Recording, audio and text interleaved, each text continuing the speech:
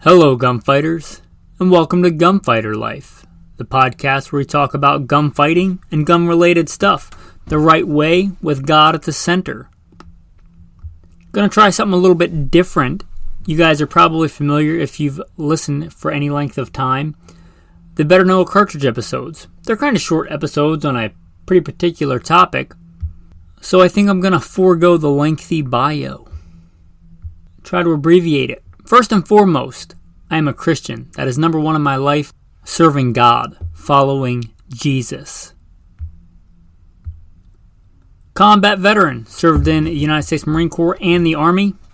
Also law enforcement veteran, private contractor, state rifle and pistol champion. Pretty succinct. You want to support? Go to Patreon. Should be a link in the show notes. Boom. Let's get into the day's topic. What are we going to talk about today? How about some funky guns? Guns that diverge from the norm. A little bit different. If you knew me in real life, you quickly would realize that I'm a little bit different.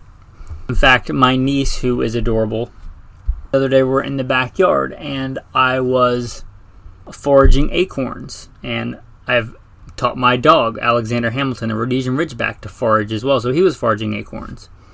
He'll crack them open and chew on them. I forget exactly how the conversation goes. She said something like, "You're eating those. That's not normal food." And I said something to the effect of, "Well, I'm eating them." To which she replied, "Yeah, but you're not normal." And, out of the mouth of babes, right? She got me there. I am not normal, never pretend to be. We are called to be set apart, a peculiar people. Anyway, a funny story I thought you guys might enjoy before we get into the gun stuff. Also, it struck me that is normal food. Like throughout human history, foraging nuts and acorns and things like that for food, that's normal food. Going to the grocery store and getting bleached white, hydrogenated, long chemical names strung together preservatives in Mylar bags, that's not normal food. Acorns are normal food, but I get what she's saying. To most of society, sadly, that stuff is normal. A bag of Fritos would be normal, what people would consider normal, but foraging acorns would be considered abnormal.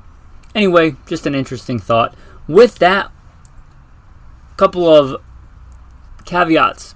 These are going to be, because this is Gunfighter Life, this is going to be strange, divergent from the normal, perhaps esoteric firearms that are still relevant today. And by relevant, I mean a legit number of people hunt with them, carry them, defend their life or their family with them.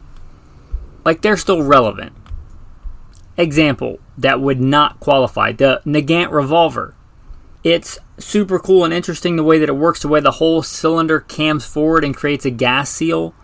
It's very unique, but I don't think anybody's CCWing a Nagant revolver. Maybe somebody out there will prove me wrong, and they are. But that's not what I would consider a practical gun for today. Likewise, not old like that, but the Taurus Curve. It's a gun that literally is bent. But I don't think many people are actually carrying that gun. I could be wrong. There may be one or two people, but the gun doesn't even have sights. I'm not going to count that as a practical gun. You could disagree if you want, but I'm trying to keep this into practical guns. If you like the old, archaic kind of weird guns, no affiliation with them at all, but Forgotten Weapons is fascinating, and I like to listen to that stuff too. But for this podcast, gunfighting guns and modern hunting guns is what we're talking about. And to give credit where credit is due, the spark to this was a Patreon gave me an old gun magazine from 2014. And I was flipping through it, and I saw a gun in there, and I thought, that's a weird gun. And then I got my brain spinning. So some of the guns I'm going to talk to you about are going to come out of this magazine, Gun Buyer's Guide from 2014. With that, let's get into our first gun. The Savage Impulse. It's a straight pull. It looks like a bolt-action rifle. It, I guess, technically is bolt-action, but you don't rotate the bolt. It's not a rotating bolt-action. If you consider what's vastly common, 90-degree bolt throw or 60-degree or some version thereof bolt throw, 2 locking lugs, 3 locking lugs, where the bolt lifts up, you pull back, You shove it forward, chambering around, and you lock the bolt back down again. Savage Impulse doesn't work like that. You pull the bolt straight back, it kind of pivots. You pull it straight back and push it forward, and it chambers around and is ready to fire. Now that's nothing new. Bolt action straight pulls have been around for a long time, but that's the first. But it's a modern one, and although there's another one that's still used heavily, especially in Europe, that's a legit modern hunting rifle. I think the Savage Impulse takes it. It's innovative. It uses ball bearings, and it's not dirt cheap, but it's affordable to, I would think, a common middle class person, which the next one I'm going to talk about is not. But the Savage Impulse comes in a lot of different versions. Sadly, and nothing against this if you want to hunt this way, but you look at the versions of it, and it's kind of geared towards this new version of the long range hunting with computers and all that stuff. I would love to see them come out with like a brush carbine version of this, where it's short, handy, iron sights, because that would lend itself to that quick cycling of the straight pull. Anyway, the Savage Impulse definitely is weird, different, and pretty cool. So hats off to Savage for making something like that. The next one, if that's like the Ford F-150 of straight pulls, this next one is going to be like the Cadillac Escalade of straight pulls. And that's going to be the Blaser R8. The Blaser R8 is a phenomenal rifle, gorgeous. You can change out calibers, change out barrels, exquisitely made. It is a straight pull rifle.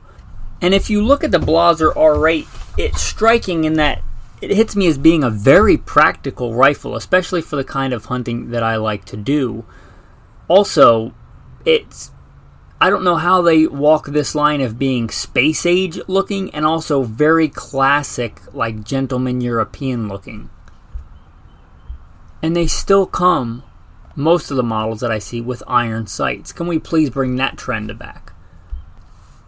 Anyway, the Blaser R8, really cool how they operate, how they work, how they have that barrel exchange system, and just beautiful rifles. And very different. Okay, the next one, let's go from the rifle world to the handgun world and modern carry and fighting handguns. The Beretta PX4 Storm. There are a ton of polymer 9mm on the market, so why is this one different? Well, because the vast majority of those plain vanilla polymer striker-fired handguns use a Browning tilting barrel system. But oh no, not the Beretta PX4 Storm. It has a rotating bolt system, which has been done in the past, but to my knowledge is the only common and well-proven and battle-used rotating barrel handgun on the market. These are not as popular as, say, a Glock 19, but they are by no means obscure. They are used quite a bit. I do believe they are a NATO, tested and used sidearm.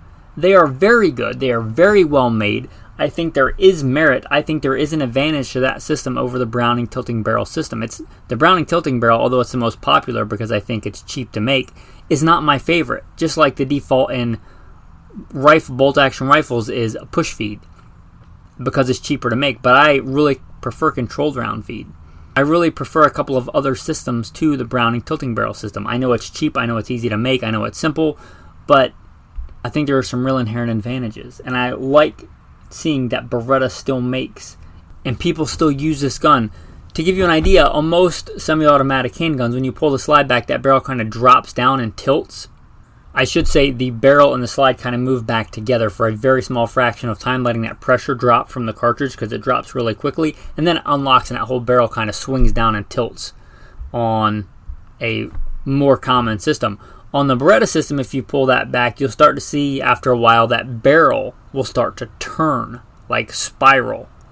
It's a completely different and I think really good system. The Beretta PX4 Storm kind of proves that out, right? It's not one of the most popular guns, but it hangs in there and it's well proven, and it's a really cool gun and definitely different.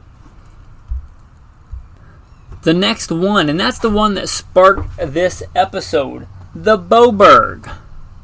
I don't know if bullpups are obscure enough to be on this list on their own, but a bullpup handgun certainly is, if you want to consider it. I don't know if it's the same. I don't know if you would actually consider it a bullpup handgun, but the principles are similar. Now, you're likely familiar with modern semi-automatic handguns, and picture again that slide moving back. Bear with me, I know this is audio, but the slide moves back. The magazine pushes with a spring a round up, and when the slide comes forward, if you have disassembled your slide, you look in the middle, there's a part that hangs down in the middle. That grabs that round and shoves it up into the chamber. Well, the Boberg, if you picture a handgun mingled with one of those vending machines like you see when you're leaving the grocery store, where the hand comes down and grabs the little toy, if you actually can articulate it to grab it, and it lifts that little, I don't know, stuffed bunny rabbit up or whatever the thing is and drops it down. Picture a contraption like that when you fire the gun, this claw comes and grabs a round out of the back of the magazine. It doesn't come out the front of the magazine like almost every other design I'm aware of. It grabs it out of the back of the magazine and then articulates it in such a way as to go into the chamber. Now, the advantage of this is that you can have a longer barrel and a shorter handgun. If you look at, like, let's say a real standard gun, the Glock 19, if you look at how long that gun is versus how long the barrel is, you have a lot of space that's not barrel. You have a lot less of that space in the Boberg. So if you're not familiar with that gun, you want to kind of look it up, and you're not really tracking what I'm saying because it's a very different system. Maybe go check one out and see how they work. But that Boberg, they've been around a while. Again, it's in this 2014 handgun magazine, and I just checked, they're still available. So they must not be that bad. And the fact that they're still being produced tells me that people probably are using them, and probably somebody out there is carrying them. So I think they're barely on the list as a practical gun, but I think as long as they are reliable, it does give a practical advantage, maybe to a CCW carrier, especially in the world of modern handgun ballistics, because hollow points are velocity based, right? If you take a hollow point and point it down and drop it on the table, it's not going to expand. It needs a certain velocity to expand. And when you start chopping, length off a barrel, you lose quite a bit of velocity in handguns. And you might get to a point where that hollow point no longer expands. This system lets you get a longer barrel and a shorter overall handgun. So if that's important to you, I think this really does have practical advantage. So I think it should be on this list. The next one, it lives in this kind of quasi-handgun, quasi-PDW submachine gun world. An enigma wrapped in a riddle, this gun. The Chris Vector. Now, I see this gun and I think, no thanks, I'll pass. But a lot of people see this gun and are like, oh, it's cool. And apparently, it's in some video games. I don't know. It's been a long time since Mario Brothers. But apparently it's in some video games, which a lot of people think is cool. But the Chris Vector, you can say whatever you want about it, but it's very different, both in looks and function. Very, let's be polite and say unique here. It's very unique. And they've been around a while. I've been years since I've seen my first one in person, I think. And they're still around. And people do still buy them, and I would surmise by that use them as like a PDW, a truck gun. Now, I'm not telling you you should do that, but I think they can be on this gun list as still a modern practical gun. If you're not familiar with the gun, it has what they tout as a counter recoil system. So if you don't, well, if you're listening to this, you probably do know, when you fire a gun, generally the recoil goes in the path of least resistance, since most of your body mass is down, and if you're right-handed to the right of that gun, then that gun is going to recoil up and to the left, up and to the left.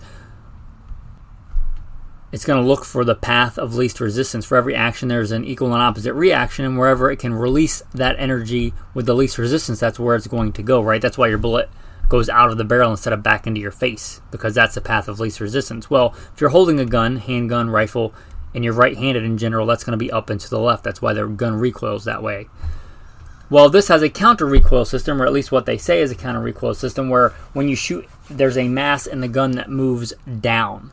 And that, in theory, will keep that gun on target, allowing faster follow-up shots. Now, in the full auto guys, I think this probably would have merit. In a semi-auto, guys, in a pistol caliber and that heavy a gun, I'm not really sure. But the Kriss Vector, it appeals to a certain subset of people. Perhaps it's so esoteric that even I don't understand it. Definitely possible. But you talk about different, the Kriss Vector is different. Unlike the Nagant revolver, I've got a unique revolver here for you that I think is still very relevant and practical and definitely strange. Schiappa Rhino. The Schiappa Rhino. It's definitely different. How is it different? On pretty much every other revolver that I'm aware of, there may be another one, you have the cylinder, and then on the top, wherever the top of the cylinder rotates, that's where the barrel is. You line up the sights, put the sight on the top of the barrel, probably why that exists that way. Simple, easy way to do it. Well, the Schiappa Rhino, you have the cylinder, picture the barrel on the bottom of the cylinder and your sights on the top with a lot of times a ventilated rib in between. Very unconventional looking, very different. Also, I should mention it has kind of a different cocking system as well, where you cock the hammer and then it goes back forward, but it's cocked on single action. At least the one that I messed with, I believe that's the way it was. Very unconventional looking, unconventional design, but here's where it's on this list. It's practical. One of the things we just talked about, and I didn't plan this, but the gun is going to recoil in the path of least resistance. Up. Generally, because the most of your body mass and strength and muscle behind the gun is going to be down from the axis of the gun. Well, this lowers that axis. It's still going to rise, but it shouldn't rise nearly as much because it's putting it more in the center line with your hands. You'll hear this touted a lot of times in the semi-automatic handgun world as bore axis, a high or low bore axis. And a low bore axis is desired. Well, this gives you a super low bore axis. I believe lower than you could have on a semi-auto. Because you can only lower a semi-auto in any design I'm aware of so far because that slide reciprocates and it has to go north higher than your hand. Well, not so on the Schiappa Rhino. So if you want that, and it's a real practical advantage, I think, and a well-made revolver. Sometimes Schiappa is known for making some cheap stuff, but they also make some really high-end stuff. Go look at their lever-action rifles. Anyway, the Schiappa Rhino, very different, I think very practical. And I was thinking about this, why is it not more popular? And I think because I like revolvers. I'm just going to start by saying that. I often carry a revolver, like as my manual labor EDC, my ultralight running EDC, a small, light handy 38 special and or 357 Magnum J-frame. Right? It's easy to carry. But I think a lot of people carry revolvers because they like that classic design. They see them as being simpler. They're simpler for the end user to operate, but take one apart and you'll quickly realize they are not more simple in the working mechanism inside them. I don't think anybody that's familiar or ask any gunsmith and they tell you the same. Completely disassemble even a common double single action revolver versus a Glock. And you'll soon realize the complexity. But a lot of people still carry revolvers, I think, because they like the classic design. They want to carry it in a leather holster. They want a classic but still functional gun. For an average CCW carrier, a good, let's say medium frame 357 Magnum 38 Special, let's say medium size, medium frame revolver is not a bad choice. It gives you some real inherent advantages, which I've talked about on whole episodes on revolvers. There are some advantages. And a lot of people that do that, I think, they gravitate towards the classic look and lines and feel and familiarity of the revolver. Well, you don't get that with the Schiappa Rhino. You kind of get space age looking, very modern and totally different looking than most other revolvers. So I think that's maybe why they're not more popular. But they're a good handgun and there's a real practical advantage there. So if you want to carry a revolver and you want something different, they've been around long enough now. I think they're a very proven and solid design. The Schiappa Rhino, very different, practical gun. Kind of the epitome of the episode today. Oh, and this one's going to make one of the patrons, I think, oh so happy. I think it belongs on this list. The Steyr Scout Rifle. Now, scout rifles are kind of different than the norm. They have their own little niche following. People in the scout rifle community, that's like their main jam. Like they really are into these things. But for the rest of the gun community, they kind of see them as this, again, esoteric, very different kind of small segment. And inside that small segment, there's a strange practical rifle, and that is the Steyr Scout Rifle. You think of the Steyr as kind of this classic hunting rifle design by Jeff Cooper, but when you look at the Steyr, it looks like a space-age rifle. It looks like something a sniper in Starship Troopers would use. It's polymer, it's fluted, it's very unique. And it doesn't just look unique, right? Because there's guns I'm leaving off this list that look different, but they pretty much work the same way. The Steyr is a little bit different in the way that it works too. It has some fairly unique features for a modern gun. It has detachable box magazines, no surprise there, but you can carry an extra magazine in the stock. Pretty unique and practical. I'd like to see that in a lot more hunting rifles. That would be great. A lot of places you can't go to and from or, be on a road, they call it road hunting, with a loaded rifle. Well, you could have, because let's face it, we all forget stuff, you could have a extra magazine in the stock. If you forgot the one in your pocket that's supposed to be in your pocket, and you were walking on that road for a couple of miles and you got deep into the woods, you'd have the one in the stock. Or you could have two different kinds of ammo on tap, your bear load and your deer load. Really practical and kind of unique. You carry an extra magazine in the stock of a bolt action rifle. That's pretty cool. Also, has a unique feature in that you can drop, I don't know if it's a button or a lever or something, but you drop the magazine down so that it doesn't feed out of the magazine, so you can single load cartridges from the top. If you've ever shot, from the prone or sighting in a rifle, you'll know how handy that can be. It's kind of annoying if you can't do that on a rifle, but this lets you do that and still have the magazine that you could then engage and cycle out of the magazine. That's a really cool feature. Quintessential to the scout rifle, you can mount a forward-mounted optic. You might think of it like a pistol scope. It's a little bit different. You could mount a pistol scope on here too, but well forward, so you can have that wider field of view, and the scout rifle community will tout it as all these other advantages, but mostly lets you shoot with some good peripheral vision, which is very practical, again, if you're on some kind of dynamic, let's call it a tactical arena, or if you're in some kind of dense cover where a leopard or a bear might be trying to eat you, or is wounded and might jump out at different angles at any time. That peripheral vision, that's a plus. It's practical. It also has an integrated bipod that folds up into the fore end. Now, any of these features on their own probably wouldn't be enough to make this gun go on the list, but the fact that they're all on this one gun, I think it should be on this list. The next firearm on this list, I think, will settle right down in this group and make itself at home.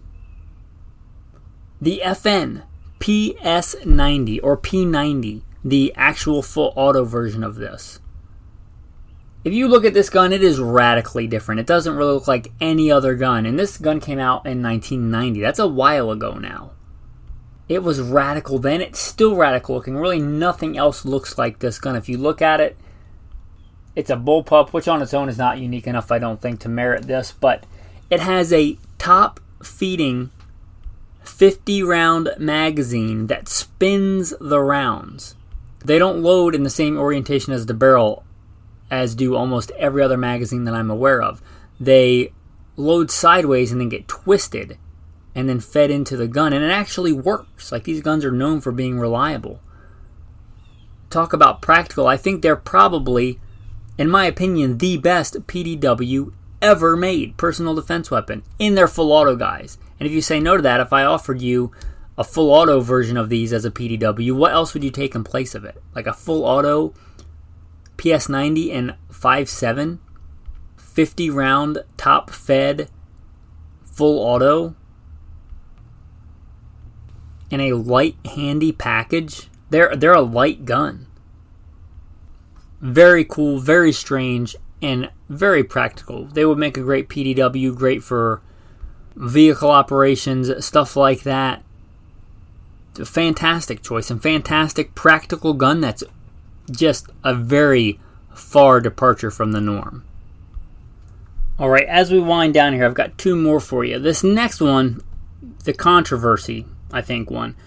I don't think that I would consider it practical, but the fact is, and the numbers on the number of these things sold, lots of people would consider it a practical gun for carjacking, for a CCW, for whatever. And that is the Taurus Judge. There's so many of them made. They're still a popular seller. What makes them unique? They work like many other double single action revolvers, but they fire the 410 shotgun shell. They weren't the first ones to do it, but they were the first handgun to really make it a popular thing, right? They weren't just a flash in the pan. They've been around a long time, and a lot of people have them. And there's also the Smith & Wesson Governor, which has the advantage of, I think, being made by Smith & Wesson and their quality control. Also one more round and lets you shoot 45 ACP in addition to 45 long Colt and 410. But to give credit, Taurus is the one that brought these really and made them kind of a mainstay option. There's a lot of different models of the Taurus Judge. They work, right? They're probably work as good as any other Taurus revolver does. Take that however you want. But a lot of people think these are great anti-carjacking guns, great practical guns. Whether I consider them practical or not is not the point. I think there's enough people that do consider them practical, they should be on the list. I knew a man once that did a lot of backcountry hunting in Idaho, and he kept one of these for shooting grouse. Like when you get real close to a grouse, and he's got his, center fire rifle for hunting elk, and he's got this in case he comes across a grouse and wants to eat it. So there's a practical use for it. It's unique. It'll let you fire the 410 shotgun shell or the 45 long Colt, or in the case of the Smith & Wesson Governor, also the 45 ACP. You can get different loads for them. Snake shot, you might consider that a practical use, taking out snakes. Bird shot. And you get the multi-projectile, I don't know if I'd call it an advantage, or flexibility is probably a better word, of shooting buckshot or the disc shot. So it's different than most other revolvers in that regard. The flexibility of ammo. Anyway, the Taurus Judge, I think, should be on the list. I think enough people consider it a practical choice to put it on the list. Again, not whether I consider it practical, but I think a lot of people would. And the last one, I don't think any controversy on how practical this one is. And it's not unique in the action, but it's unique in its pairing.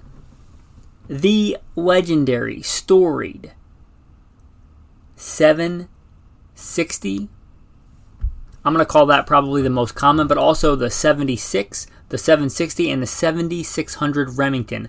Just legendary in the deer woods. Legendary American hunting icon. Why is it different? Because it's a full-powered rifle round in a pump action, or I guess more proper nomenclature, slide action. It's a pump action shotgun in full-powered rifle rounds. 30-06. Probably the most common. 270, maybe the second most common. Full-power rifle rounds in a pump action. Quick, handy. Follow-up shots. Popular for oh so long, and I really hope they come back, because if you're not aware, Remington recently went through a bankruptcy.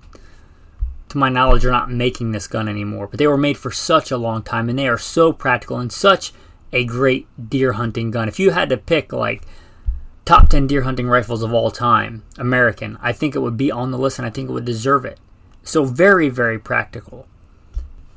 Bolt actions you can work really fast, but I don't think you can work them as fast as a pump action. That legendary reliability and pump action shotgun, but in a full-powered rifle cartridge. I'm going to list off some of the chamberings it came in, and this is per Wikipedia. 30-06 300 Savage, 35 Remington, 270, 257, 244, 308, 222, 280 Remington, 223 Remington, 243 Winchester, and 6mm Remington. How sweet would it be to get one of those and have it reamed out to 280 Ackley improved? Although they're pump action, they have a reputation for being quite accurate, I think, and I think they deserve that reputation. Now, maybe not for today's standard of, I need to have a sub half-inch gun that's going to shoot 1,000 yards and kill Tyrannosaurus. But for practical like woods carbine, spot and stalk hunting, what a great gun. Pump action, classic lines, points well, points quick. If you like the Remington 870 and the way that points and handles, the Remington 760 or 7600, or I think 76, maybe the original one. What a great gun. Different, practical, very cool, very utilitarian, different gun. And since I mentioned a story in the beginning of this, I should mention my uncle, because my uncle was one of the mentors I had, and I don't know if I would be as much in love with hunting as I am if it hadn't been for this man. A simple working man, a carpenter by trade. He had a few guns that he used and hunted with a lot. He loved hunting, and he went out of his way to go find a young Michael Melito and teach him about some of the ways of the forest. And I remember he would go out and buy me ammo for duck hunting and take me duck hunting and deer hunting. And one of my fondest memories, get that memory burn, you can still remember as much as you think you can remember, because memories are flawed, right? And I've played it back in my mind who knows how many times, and how different and divergent that is from the original actual memory. But I remember being behind his house, whether it was land we were actually allowed to hunt or not, I don't know, but we hunted it. He had this old Hawkins muzzle-loading rifle. Let me go hunting with it. I assume it was muzzle-loading season. I was very young, I don't really know. And I shot a very nice buck with that muzzleloader as a very young man. And I don't know that anybody in my family had ever actually done that. I do believe it was a moving shot on that buck, and I remember seeing him running and just plow into a tree after he was shot. Just a vivid, amazing memory. That uncle, Uncle Will, again, a simple man with a few guns, but that really used them. The only centerfire rifle I'm aware that he had was a Remington 760. And I do believe, if memory serves correct, in 30-06. And it was a lot of that generation's go-to hunting gun. Why? Because it worked. A fantastic gun. Anyway, with that, let's start wrapping up this episode. If you like this episode and you want to support, the number one way is Patreon. If you want to get some merch, you want something tangible for your support, you can go to the gear shop at goodshepherdtraining.com. If you don't want to do either one of those, it really does help. It's not just a taciturn thing. If you want to scroll down and hit some stars, Spotify, iTunes, keep scrolling down. You should see a place to hit some stars. If you want to go a little bit above and beyond, write a review. But any of those ways to support the podcast would be appreciated. With that, the tactical tip of the day. Do not eat yellow snow. I'm just kidding. That's a bonus tactical tip. That's not the actual tactical tip of the day. But it's a good one. I think, sadly, tracking may be becoming a dying art for a lot of hunters. A lot of hunters today may hunt from a stand. A lot of this geared towards long range, super long range hunting. But tracking, I think, should still have a place, and a good hunter should know how to track. We are going to talk a little bit about yellow snow, but many other things. You probably know what a deer track looks like, even if you've never been hunting. But there are ways to tell. If you're looking for a buck, now I'm all about meat hunting, but a lot of places, even if you're meat hunting, you can only take a buck. I do believe sexual dimorphism is the proper vernacular for the difference between male and females of the same species. If you look at tracks of a deer, you can't really just go by size, but what can help you determine is the size of their front hooves, their cloven hooves, versus their rear cloven hooves. On a big mature buck, in general, the front hooves will be bigger, disproportionately bigger than the rear hooves. Also, you may notice that their front feet are wider than their back tracks. A doe, in general, will be more symmetrical. Their front and rear tracks will be aligned, and they'll generally be the same size, tracks front and rear. Now, I did go to naturetracking.com to confirm some of this, because some of this is stuff I think that I know, but I wanted to confirm it by the testimony of 2 or 3 witnesses. A matter is established. So I wanted to make sure somebody else kind of confirmed this before I just touted it to you as knowing it's true. But I do believe those things are true. If you want more, you can go to naturetracking.com. That's where I looked this up. Seemed like a pretty good article. I wanted to confirm some of those things before I just spouted them out and them not be correct. A lot of times this stuff that we learn that we think we know, well, let's just say the Bible says by the testimony of 2 or 3 witnesses a matter is established. Also, going back to the yellow snow, you think about the anatomy of a male and female deer. care what popular culture says, male and females are different. Also different in the deer species. If you think about how a female deer urinates, it's going to go straight down pretty much between her hind legs. If you look at how a male buck is going to urinate, you'll see that urine a lot of times go in front of their hind legs. If you have a good enough track set and you're good enough at tracking to discern that and see where that urine goes in relation to their hind legs, it's a good indicator. Also, male and female deer smell very different. Now, if you've butchered enough deer, you'll know this and you'll be familiar with this. You can also use this in the field. Scent is one of the things we have. I do believe, if anatomy serves me correctly, human anatomy, it's one of the few senses, maybe the only sense, that's hardwired directly into our brain, like it bypasses thought. A lot of times when I'm spot and stalk and still hunting, I can get into an area and go, there is mature male, let's just say even-toed ungulates in this area. Whether that's an elk or a mule deer or a white-tailed deer, you can literally smell it. You can smell it.